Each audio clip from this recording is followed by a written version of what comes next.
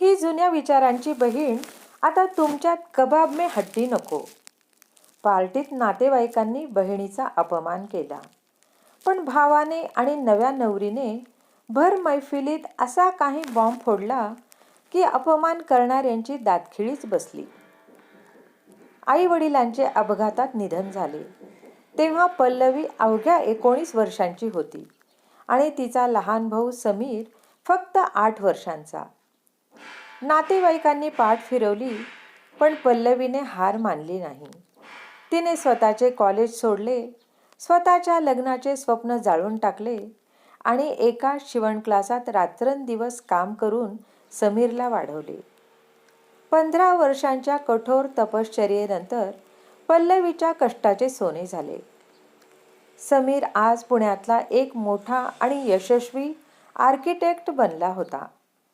नुकतेच समीरचे लग्न रिया नावाच्या एका अत्यंत श्रीमंत आणि उच्च शिक्षित मुलीशी झाले होते.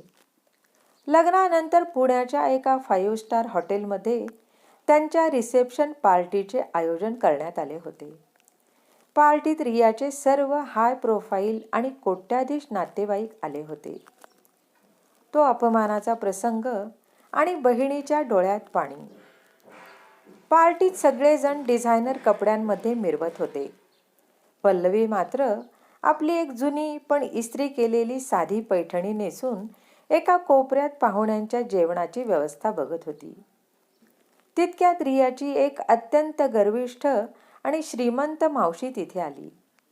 तिने पल्लवीला वरपासून खालपर्यंत तुच्छतेने पाहिले आणि आजूबाजूच्या बायकांना ऐकवत मोठ्याने म्हणाली, रियाच्या बाबांनी पण काय बघून पोरगी दिलीये काय माहीत. नवरा चांगला आहे, पण ही बहीण बघा, एखाद्या मोलकरणीसारखी दिसते. आता लग्न झालंय तरी ही जुन्या विचारांची बाई घरातच राहणार का? नवरा बायकोच्या प्रायव्हसीमध्ये ही आयुष्यभर कबाब में हड्डी बनेल. हिला आता कुठेतरी गावी पाठवून द्यायला पाहिजे. हे वाक्य पल्लवीच्या कानावर पडले. तिच्या काळजात धस्स झाले. 15 वर्षे ज्या भावासाठी स्वतःच्या रक्ताचे पाणी केले, आज त्याच्याच पार्टीत तिला मोलकरणी आणि कबाब में हड्डी म्हटले जात होते. पल्लवीचा स्वाभिमान दुखावला गेला. ती रडत रडत हॉलच्या बाहेर जायला निघाली. तिला वाटले, आता समीरचे लग्न झाले आहे, त्याला आपली गरज नाही. पण पल्लवीला कुठे माहीत होतं की तिचा भाऊ आणि तिची नवी सून तिच्यासाठी कोणता मास्टर स्ट्रोक प्लॅन करून बसले आहेत. तो सत्याचा स्फोट आणि भावाचा मास्टर स्ट्रोक. पल्लवी हॉल बाहेर जाणार इतक्यात डीजेचे गाणे अचानक बंद झाले. स्टेजवरून समीरचा आवाज घुमला, ताई तिथेच थांब, आज तुझ्याशिवाय ही पार्टी पुढे जाणार नाही.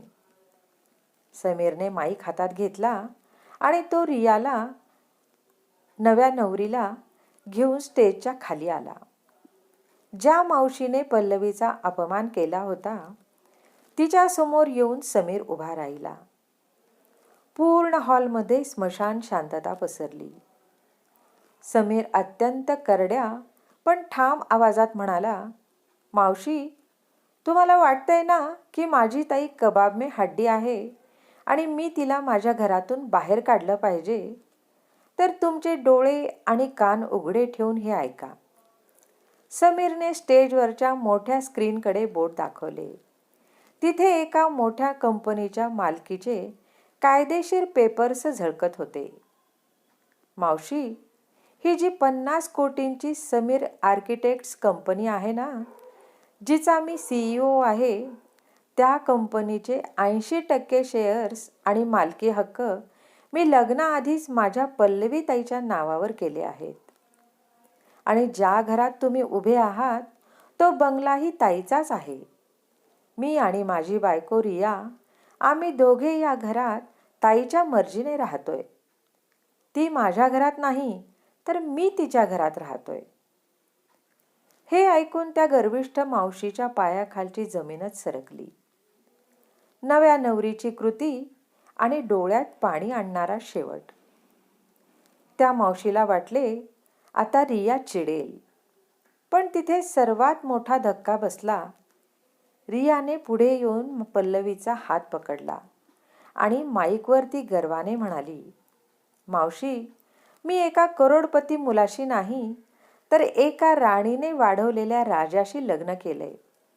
ज्या ताईने स्वतःचं आयुष्य जाळून माझ्या नवऱ्याला घडवलं, तिला मी सासू मानून या घराची चावी त्यांच्या हातात दिली आहे. रियाने पल्लवीच्या हातात एक तिकीट आणि एक लेटर ठेवले. पल्लवीने ते उघडले आणि तिच्या डोळ्यातून घळाघळा अश्रू वाहू लागले. समीर म्हणाला, ताई, मला माहीत आहे की मला वाढवण्यासाठी तू वयाच्या 19व्या वर्षी फॅशन डिझायनर होण्याचं तुझं स्वप्न मारून टाकलं होतंस. पण आता तुझी जबाबदारी संपली.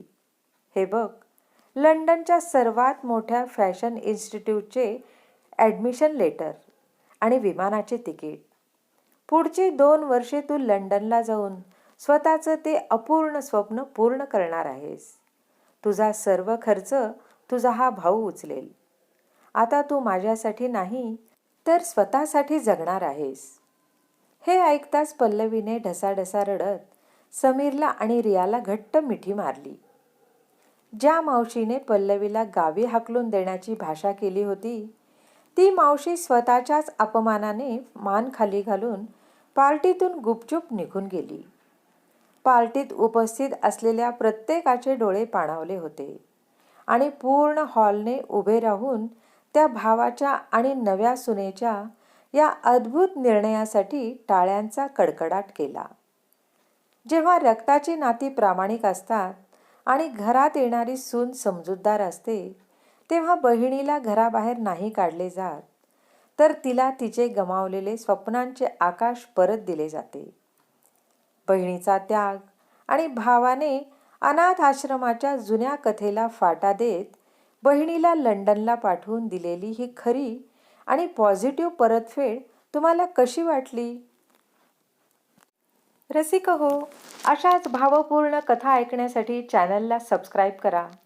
कथा पूर्ण ऐका आणि आवडली तर लाईक, शेअर, हाईप करा. लवकरच भेटूयात अशीच छानशी कथा घेऊन. जय श्रीराम.